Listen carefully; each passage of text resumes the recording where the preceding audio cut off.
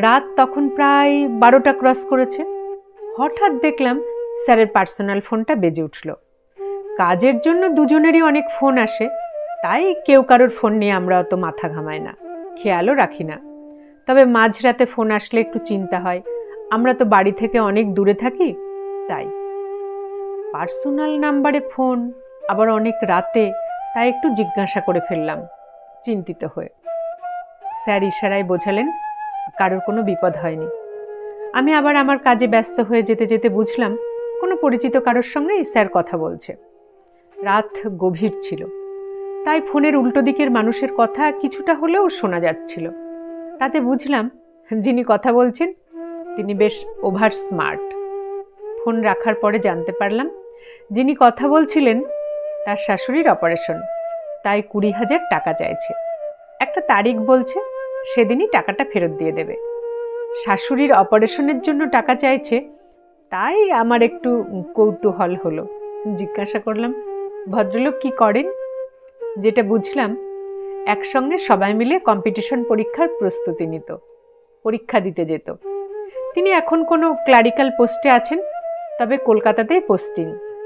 প্রথমে একটা ফ্ল্যাট কিনেছিলেন, সেটা ছোট হওয়াতে আবার একটা অনেক বড় ফ্ল্যাট কিনেছেন।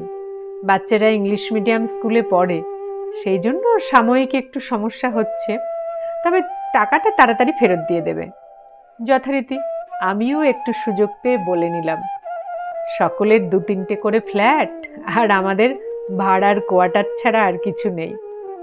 পরের দিন ঠিক অফিসে বেরোনোর ব্যস্ততার সময় আবার ফোন। তিনি ব্যাংক অ্যাকাউন্ট নাম্বার পাঠিয়েছেন, কিন্তু টাকাটা এখনো পাননি। কথা বলার ধরনটা এমন ছিল, মনে হচ্ছিল তার পাওনা টাকা আমরা বোধহয় যথাসময়ে ফেরত দিতে পারিনি। স্যার দেখলাম বলল একটু ফাঁকা হলে আমি পাঠিয়ে দিচ্ছি। তারপর ব্যাপারটা আমি একেবারেই ভুলে গিয়েছিলাম।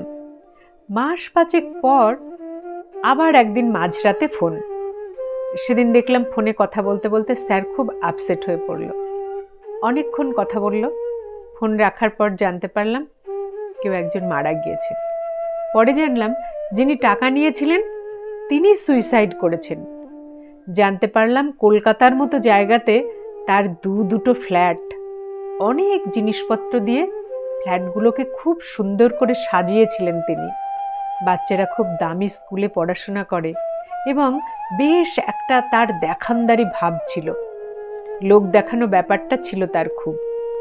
শাশুড়ির অপারেশনের দায়িত্বটা সে নিজেই নিয়েছিল।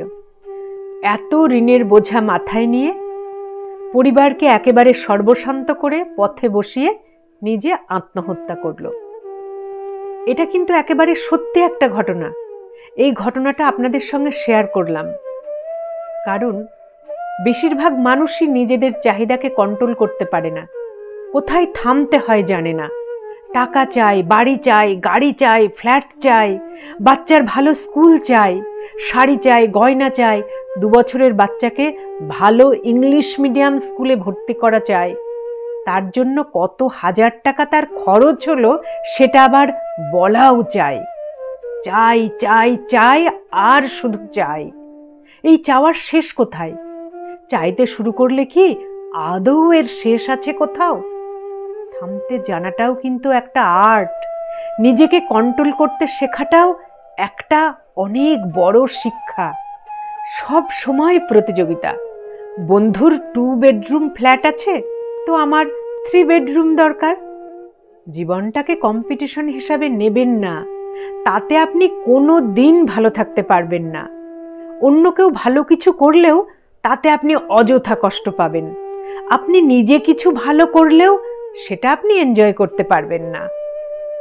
আপনার থেকে একটু হলেও এগিয়ে থাকবে হাজার মানুষ।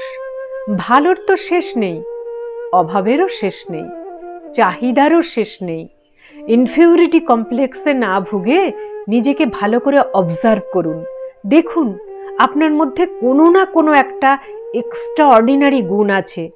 সেই গুণটাকে গুরুত্ব দিন, সেটাকে ফোকাস করুন। হঠাৎ করে তাড়াতাড়ি নিজের লাইফস্টাইল চেঞ্জ করবেন না। শুধুমাত্র লোক দেখানোর জন্য নিজের ক্যাপাসিটির বাইরে গিয়ে খরচ করবেন না। না বলতে শিখুন, নিজেকে আটকাতে শিখুন। বাইরে থেকে গাড়ি বাড়ি এসব কিছু দেখিয়ে কোনো লাভ নেই। আপনি দোতলা বানিয়েছেন তো দেখবেন পাশের বাড়ির লোক 5 তলা বানিয়ে ফেলবেন। নিজের সামর্থ্যকে বুঝতে শিখুন। 30,000 টাকাতেও সংসার চলে, 3,000 টাকাতেও সংসার চলে, আবার 3 লাখেও চলে। আপনার সামর্থ্য কোনটা, কতটুকু, সেটা আপনাকেই বুঝে নিতে হবে। জীবনের দাম অনেক, যা মূল্য দিয়ে কেনা যায় না। তাই এমন কিছু করবেন না যাতে জীবনটাকেই হারিয়ে ফেলতে হয়। নিজেকে সম্মান করুন, অন্য লোককেও সম্মান করুন, তাতে আপনি সম্মান পাবেন। নিজের চিন্তাভাবনাগুলোকে ইতিবাচক করুন, অযথা মরীচিকার পিছনে ছুটবেন না। পৃথিবীতে থাকার এই সামান্য সময়টুকু ইগো, অহংকার, লোক দেখানো মানসিকতা, নিজেকে অযথা প্রতিযোগিতার মধ্যে না নামিয়ে নিজের সাধ্যের মধ্যে থাকুন। মানসিক শান্তি বজায় রাখুন। আপনি যদি একই পোশাক, একই গয়না, একই ব্যাগ বারবার ব্যবহার করেন আর বারবার ছবি তুলে সেটা ফেসবুকে পোস্ট করেন, লোকে যদি দেখে যে আপনি বারবার একই জিনিস পোস্ট করছেন, একই পোশাক পরছেন, তাতে কিন্তু কেউ আপনাকে মৃত্যুদণ্ড দেবে না বা কেউ আপনার নাকটিকে কেটেও নেবে না। তাই আপনার কষ্ট করে জমানো টাকা অসময়ের জন্য রেখে দিন। লোককে শুধুমাত্র দেখানোর জন্য কষ্টার্জিত সম্বলটুকু দিয়ে ফুটানি করবেন না। আপনার না থাকলে কেউ আপনাকে দেবে না। তাই ভাবুন, কেউ আপনার প্রতিযোগী নয়, আপনিও কারোর প্রতিযোগী নন। আপনার দেখানোর কিচ্ছু নেই, আপনি যেমন তেমনই। নিজের মানসিক শান্তি বজায় রাখার চেষ্টা করুন, অকারণে বিক্ষিপ্ত হবেন না। একবার শুধু বলুন, আমি নিজের মতো থাকতে চাই, আমি অসম প্রতিযোগিতা থেকে বেরিয়ে আসতে চাই। ভালো থাকুন।